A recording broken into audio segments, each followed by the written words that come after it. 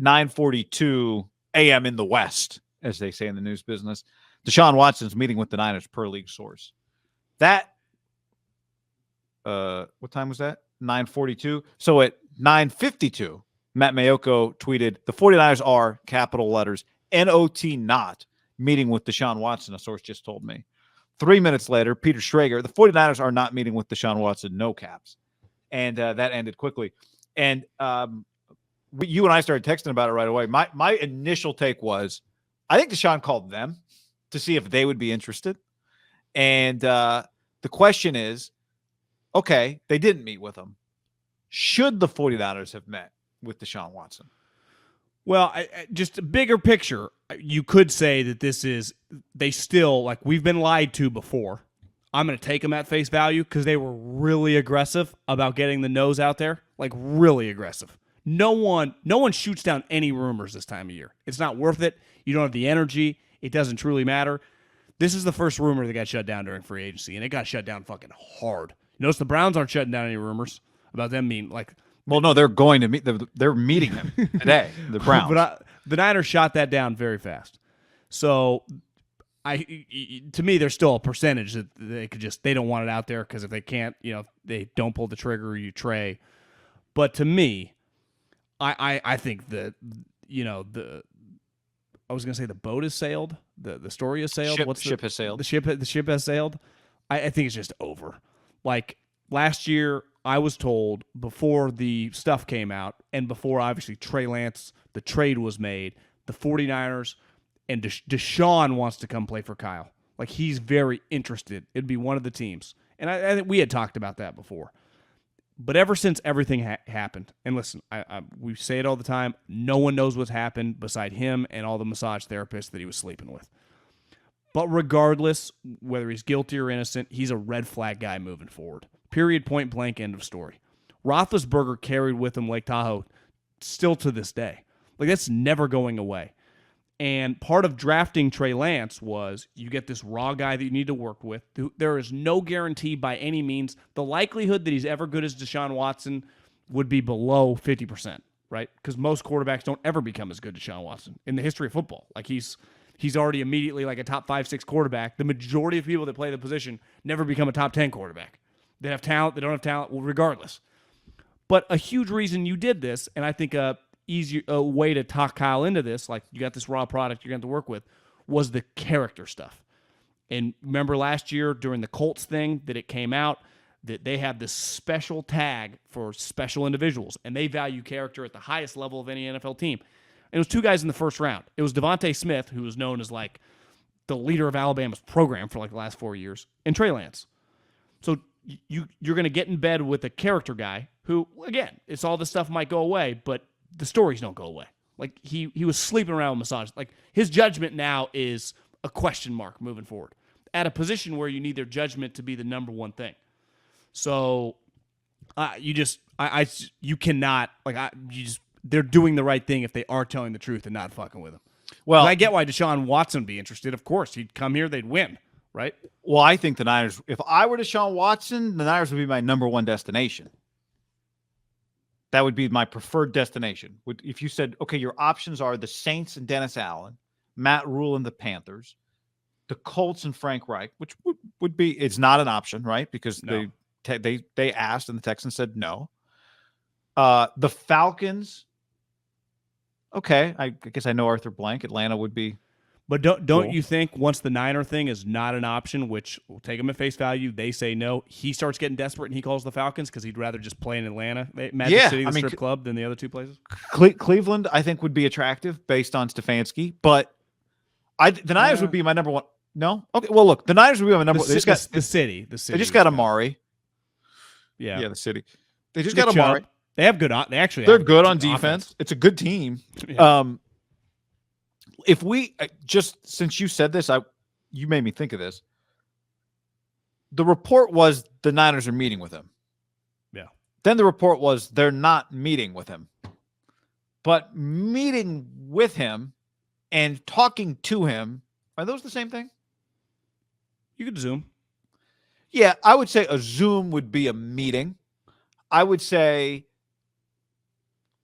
Kyle and John talk, just like, somebody texted and somebody called like, hey man, what's going on? That's not a meeting. That'd be talking to. Like, my point is there are semantics here that you could deny.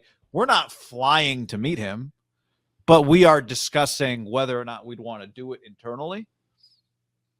Well, again, I'm just saying there's semantics. You're allowed to have you're allowed to have a discussion. 100%. Sure. I'm just saying specifically not meeting with him doesn't, if we're playing devil's advocate here, doesn't necessarily mean not thinking about it. I agree. I just, my overall take when it comes to these situations is you always got to be leery of what gets put out on both sides. Nothing is believable. Like we have, the teams have zero prerogative to tell anybody the truth beside what they're doing internally. Where the agents are the opposite, right? One thing is pretty clear, that they're trying to drum up this crazy interest. And obviously, I think people, if he was a clean player, like the massage therapist, the interest would be outrageous. You wouldn't even need to use Twitter, right? Like, did you notice who didn't need to use Twitter? The Seattle Seahawks, right? Aaron Rodgers, the Green Bay Packers, they don't need to use Twitter. But Deshaun Watson, when you're a walking red flag and you got 22 people still suing you, the conversations on the other side, they're asking themselves, like, do we really want to do this? And then you see the only two teams that really are willing to like completely look past everything immediately are two teams like, do I even want to play there?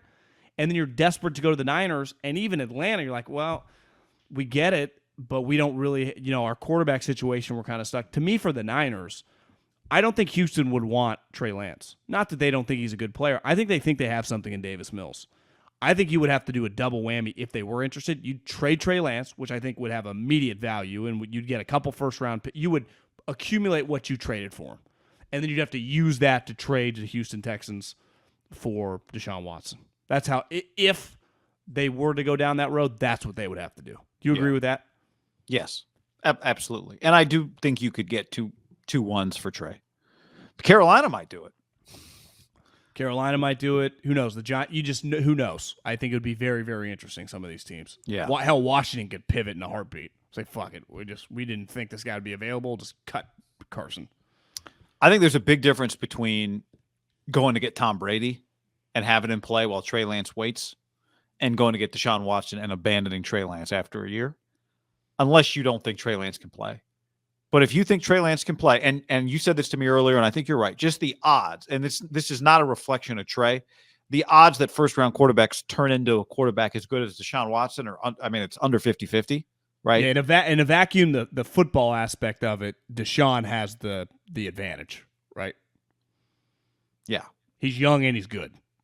The odds that you become that guy are low. So, it has to be, to me, a direct reflection. What do you think? What do you guys think of Trey Lance? Well, if I told you right now, I don't care so much about is Trey Lance ready to win a Super Bowl this year? Do you think he can become a really good player if coached by you? And then just stay away from this. If I told you right now that Trey Lance will become Deshaun Watson, but the Niners have to trade every single draft pick they have in this draft, would they do it? Wait. Trey Lance would become as good as Deshaun? Yeah, would they you just got to you do not get any of your picks. They just all disappear with the Niners. So just it's like an invisible NFL tax. Your picks disappear, but in exchange, the genie makes Trey Lance as good as Deshaun Watson. Yes, you would do that. Would it even take them more than 5 minutes to say yes? No. Even all the comp picks, John? The comp gods? Everything. You got to get rid of it all. Some people in the stream are like, check out Pelisaro's Twitter. He released the comps are out. The Niners have, of course, 2 third-round comps. I listen. I am someone who I don't even understand optics. I think they are the most meaningless thing going right now in our segmented society. I think they mattered a lot more 20, 30 years ago because everyone was consuming the same thing. You just think like what Twitter's saying. Yeah, 20% of society's on Twitter, and 10% of that 20%, or 10% of that 100% actually tweet. So, like, the majority of people, then the freak-out reaction is irrelevant. But this one, I do think decision-making at quarterback matters, and I question Deshaun Watson's decision-making. I would add that I think there are a lot of things that get very overblown on Twitter. Clearly, if you just look around, you see a lot of people, a lot of corporations making decisions based on what will get them credit on Twitter. I think a lot of people make decisions based on that simple metric, and it's a mistake. Major. there are other things that are real, like real world controversies that are not just Twitter based. And I would say Deshaun Watson is in that real world category. Would you agree with that? Yes. Yeah. So in any event, that's that. It would be an all-time pivot. You know, it'd be a pretty crazy moment for these guys. Yeah, I mean, it'd be crazy to get Brady. That's not a pivot. This would be a pivot to a guy who just didn't play all last year and might be suspended, and not like suspended for, deflating footballs. Yeah. So I think it's a lock he gets suspended for at least 4 games. Yeah, Big Ben got 6 and it got reduced to 4. Just whatever that's worth. I don't know how you compare the two things. Remember Zeke got in a little trouble.